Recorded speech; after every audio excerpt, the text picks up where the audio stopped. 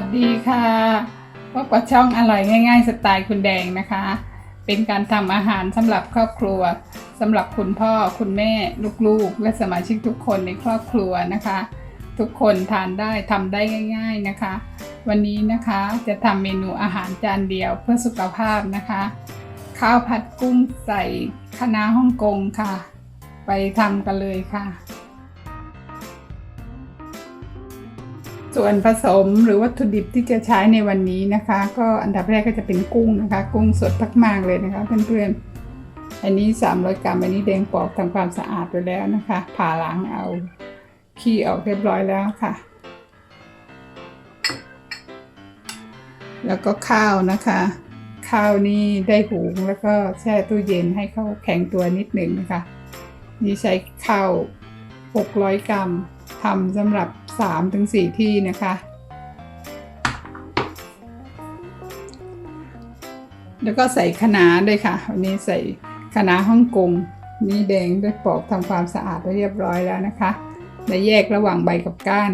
เราต้องใช้ก้านก่อนเพราะว่าก้านมันจะสุกช้ากว่าใบนะคะแล้วก็ใช้ไข่4 ใบนะคะแล้วก็กระเทียมไทยเอาไว้หอมๆนะคะเวลาเราเจียวหอมๆแล้วก็เครื่องปรุงก็มีไม่มากนะคะเครื่องปรุงก็จะมีซอสฟ้าเขียวน้ำตาลแล้วก็ซอสหอยนางรมค่ะไปทำกันเลยค่ะเริ่มจากตั้งน้ำนะคะเพื่อที่จะลวกคะน้าฮ่องกงนะคะเพราะว่าแดงอยากได้ผักกรอบๆค่ะแล้วก็ใส่เกลือไปในน้ำนิดหนึ่งนะคะผักเราจะได้ใส่เกลือนิดหนึ่งนะคะแล้วก็ใส่น้ำตาลไปนิดหนึ่งเช่นกันค่ะ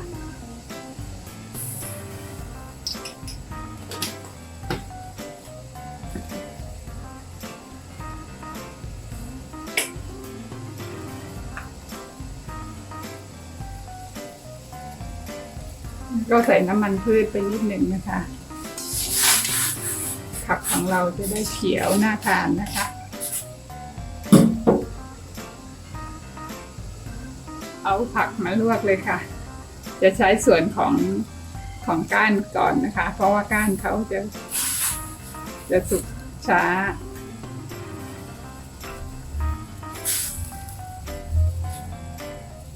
ผักคะน้าฮ่องกงนี่แดงใช้เป็นผักอินทรีย์นะคะผักปลอดสารเพราะว่าการทานคะน้านี่ก็ต้องระมัดระวังเป็นอย่างมากนะคะได้แล้วค่ะก็จะใส่ใบลงไปเลยค่ะ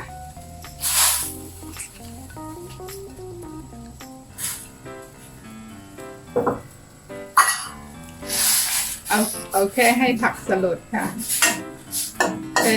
แค่นี้ก็พอค่ะการลวกก่อนก็เป็นการดีนะคะถ้ามีสารเคมีอยู่มันก็จะได้สกัดปิดกรองออกไประดับหนึ่งนะคะปิดแก๊สเลยค่ะเสร็จแล้วเดี๋ยวแดงเอาไปน็อกน้ำเย็นทันทีเลยนะคะผักก็จะได้กรอบๆเปิดไฟเลยค่ะเราจะลวนกุ้งแล้วก็ทำข้าวผัดเลยค่ะเติมน้ำมันนิดหน่อยนะคะแดงใช้น้ำมันรำข้าว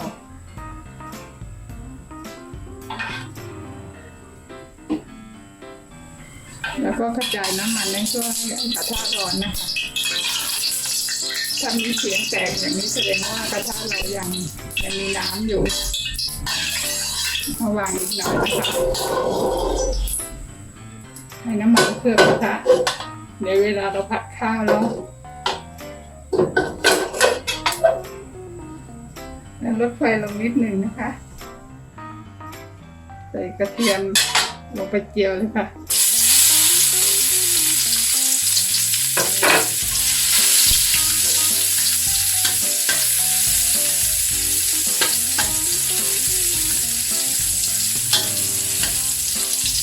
อันนี้แดงใช้กระเทียมไทยนะคะแล้วก็ใส่กุ้งไปเลยค่ะใส่กุ้งไปรวนเลยค่ะ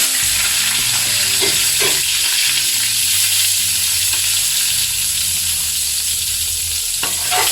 กุ้งนี่ไม่ต้องให้สุกเยอะนะคะเอาแค่สัก50-10%พอเพราะว่าเดี๋ยวเราก็ต้องไปผัดกับข้าวอีกแล้วค่ะ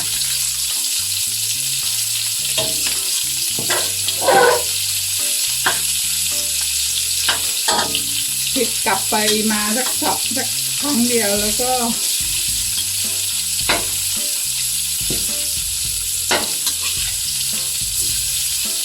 เดี๋ยวกุ้งสุกมากจะแข็งนะคะจะไม่อร่อย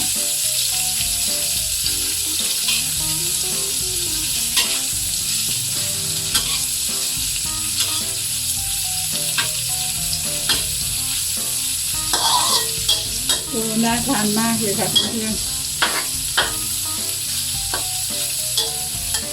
พอสุกแค่นี้ก็พอค่ะ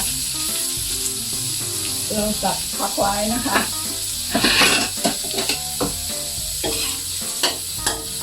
ปิดไฟเลยค่ะเดี๋ยวตักผักไว้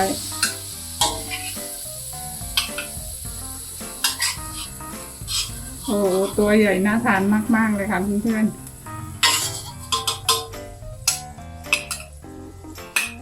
น่าทานมากๆเลยค่ะเดี๋ยวแดงทำต่อนะคะต่อไปก็เอาไข่ไปเจียวเลยค่ะใช้น้ำมันเดิมไม่ต้องเติมน้ำมันนะคะใช้น้ำมันเดิมแล้วไข่เนี่ยปล่อยให้เขาเซ็ตตัวแล้วก็เขาจะได้หอมกระเทียมไข่นี่สำหรับแดงไม่ยีนะคะแดงอยากได้ไข่แดงไข่ขาวแดงไม่ชอบไข่เละๆค่ะอันนี้ไข่ขาวเซ็ตตัวแล้วเราก็จับเขาหน่อยนึง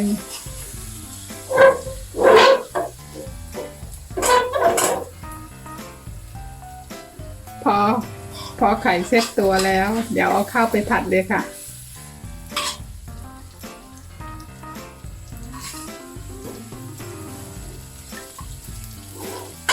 แค่นี้ก็กลิ่นหอมมาแล้วค่ะเพื่อน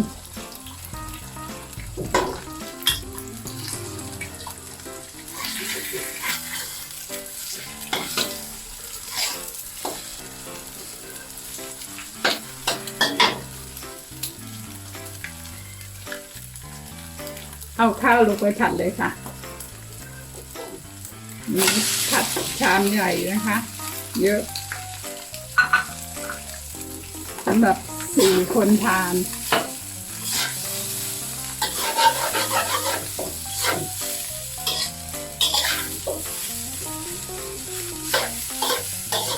ใส่คลุกกับข้าวได้เลยค่ะเดี๋ยวแดงผัดต่อนะคะ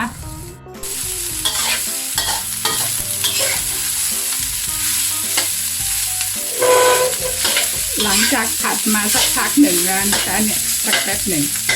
เราจะไม่บี้ข้าวเละนะคะแต่ว่าเราจะค่อยๆกระจายให้เม็ดข้าวล้วนซุยนะคะเราจะไม่ใช้วิธีการบี้นะคะเราจะใช้วิธีการสับให้เม็ดข้าวล้วนซุยเพื่อนๆดูนะคะผัดแป๊บเดียวข้าวก็น่าทานแล้วกลิ่นหอมมาแล้วค่ะโอ้น่าทานแล้ว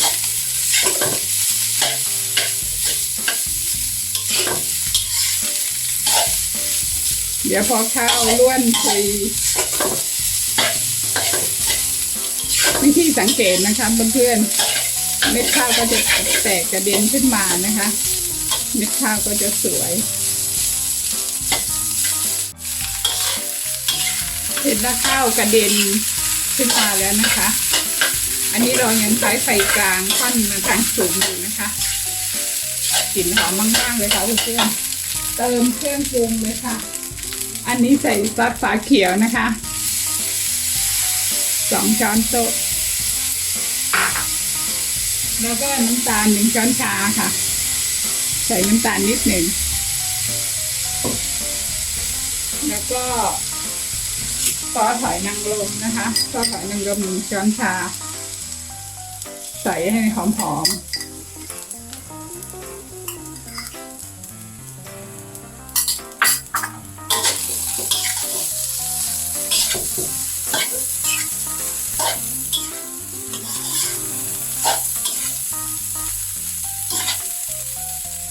เราต้องผัดต่อไปให้ข้าวร่วนซุยยิ่งถ้าได้กลิ่นกระทะนิดๆนะคะเพื่อนๆมันจะหอมอร่อยมากค่ะเพื่อนๆสังเกตดูจะไม่มีข้าวเป็นก้อนเลยนะคะเม็ดเขาจะร่วนเดี๋ยวแดงขอชิมรสชาตินิดหนึ่งนะคะ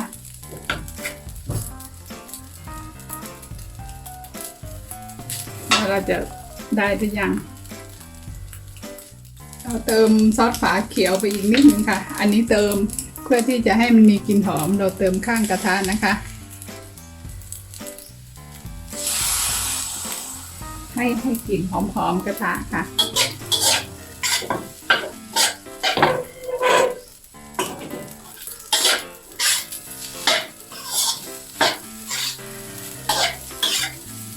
รสชาติได้แล้วค่ะเพื่อนๆข้าวก็ร่วนซุยก็ไม่ได้มีน้ำมันอะไรมากนะคะใส่กุ้งลงไปเลยค่ะกุ้งตัวโตๆลงไปผัดเลยค่ะ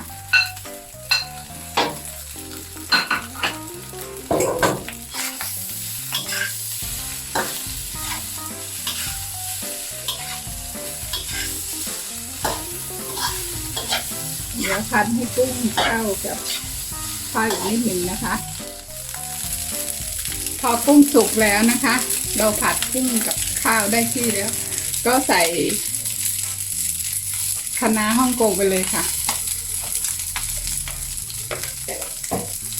อันนี้ต้องเปิดไฟแรงนะคะ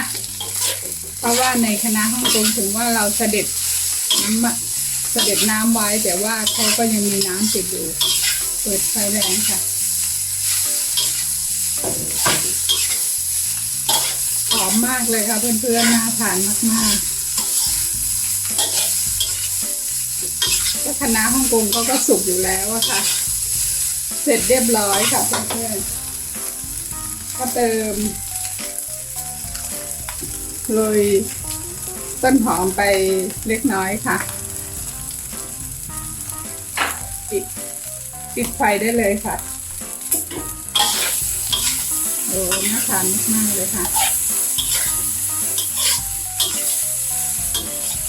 ที่แดงชิมรสชาติแล้วอร่อยมากๆถึงปิดไฟแล้วเราก็ต้องคนต่อเพื่อที่จะผัดกับข้าวเนี่ยเราจะได้ทั่วถึงค่ะ